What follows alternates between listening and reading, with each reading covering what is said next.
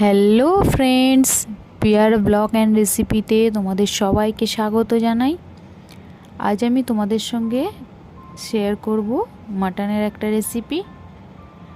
সেটা হলো mutton pakora. Mutton pakora খেতে সত্যি খুবই মুচমুচে, খুবই টেস্টি। তারই রেসিপি আজ তোমাদের সঙ্গে শেয়ার করব। আমি প্রথমে বোনলেস মাটনগুলো মিক্সিতে পেস্ট করে নিয়েছি, আর নিয়েছি একটু আলু সিদ্ধ করে আর একটু গাজর, যাতে সফট হয়। তো সবগুলো উপকরণ একসঙ্গে মিক্সড করে নেব। আর দিয়ে দিচ্ছি অল্প একটু আদা রসুনের পেস্ট, দিয়ে দিচ্ছি পরিমাণ মতো নুন, দিয়ে দিচ্ছি একটু হলুদ গুঁড়ো, লঙ্কার গুঁড়ো, একটু ধনে গুঁড়ো, একটু জিরে গুঁড়ো।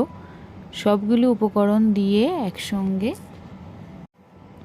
মিক্সড করে নিতে হবে। আর দিয়ে দিচ্ছি অল্প একটু চিনি, যাতে টেস্ট আরও সুন্দর হয়, খেতে সুস্বাদু হয়। দেওয়ার পর দেখো এইভাবে সবগুলো একসঙ্গে আমি পেস্ট করে নেব। মিক্স করে নেওয়ার পর মিশিয়ে দিচ্ছি অল্প একটু লঙ্কা কুচি। লঙ্কা কুচি দেওয়ার পর আমি এটিকে গোল শেপ করে নেব। তোমরা তোমাদের ইচ্ছা মতো শেপ দেবে, আমি গোল শেপের ওপর করেছি। এরপরে দেখো ব্যাটারটা রেডি করে নেওয়ার পালা। ব্যাটারটা রেডি করার জন্য আমি নিয়েছি 2 চামচ বেসন, নিয়েছি 1 চামচ কর্নফ্লাওয়ার, আর এর মধ্যে দিয়ে দিচ্ছি একটু আদা রসুনের পেস্ট, দিয়ে দিচ্ছি নুন, লঙ্কা, হলুদ গুঁড়ো, অল্প একটু চিনি। সবটাই পরিমাণ মতো দেবে। দেওয়ার পর পরিমাণ মতো জল দিয়ে ভালো করে ফেটিয়ে নিতে হবে। নিয়ে এটা আমি রেডি করে রেখে দিয়েছি।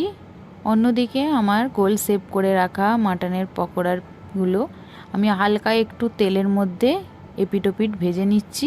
আর মাংসটা একটু সিদ্ধ হয়ে আসে, একটু এপিটোপিট ভেজে নিয়ে তুলে নিয়েছি। দেখো তুলে নেওয়ার পর বেসনের ব্যাটারটার মধ্যে ডুবিয়ে গরম তেলে আবারও ভেজে নেব। লাল লাল করে ভেজে এপিটোপিট করে তুলে নেব।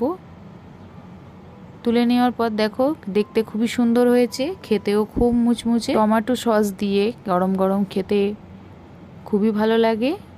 মাটন চপ বা মাটন কাটলেট যেটা বলবে, খেতে খুবই সুন্দর। তোমরাও বাড়িতে ট্রাই করবে। আর হ্যাঁ, দেখতে দেখতে যদি ভালো লাগে বন্ধুরা, আমার চ্যানেলটিকে সাবস্ক্রাইব করবে, লাইক করবে, শেয়ার করবে, আর কমেন্টস করে জানাবে কেমন লাগলো আজকের এই রেসিপি। বাই, সকলে ভালো থেকো।